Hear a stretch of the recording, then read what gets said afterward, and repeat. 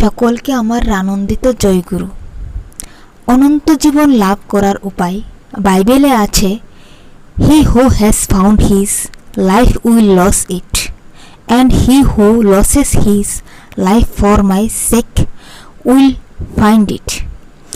যে নিজ জীবনের খোঁজ করবে সে জীবন হারাবে, আর যে আমার জন্য তার জীবন হারাবে সে তার জীবন খুঁজে পাবে।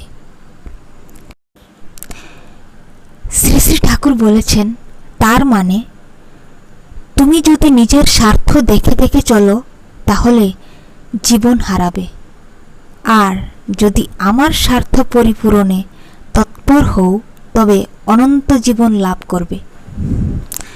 ঠাকুরের এই সুন্দর কথা জেনে আমি তো নিজেকে ভাগ্যবান মনে করি। কেন আমি ঠাকুরকেই চাই, আমি ঠাকুরকে ছাড়া আর কিছুই চাই না। ঠাকুর আমায় ক্ষণে ক্ষণে ঠাকুর আমায় কৃপা করে আছে, ঠাকুর আমার সাথে আছে।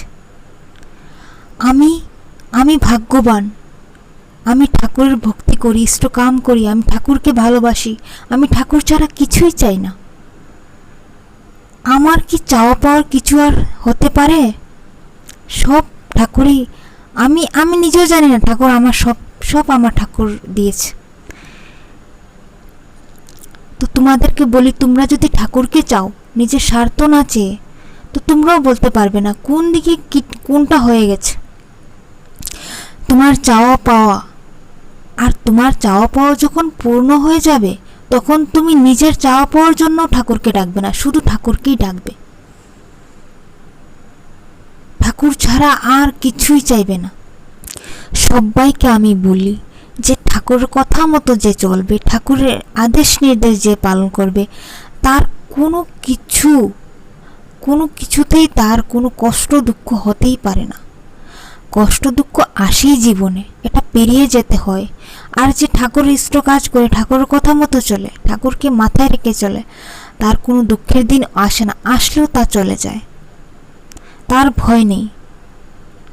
তাই আমাদের কর্তব্য এটাই, ঠাকুরের কথা মতো চলা, ইষ্ট কাজ করা, যজন যাজন ইষ্টবৃত্তি করা। তো সবাইকে আমি বলি, তোমরা সবাই ভালো থাকবে, সুস্থ থাকবে। সকলকে আমার আনন্দিত জয়গুরু। ঠাকুরের কথা মেনে চলবে।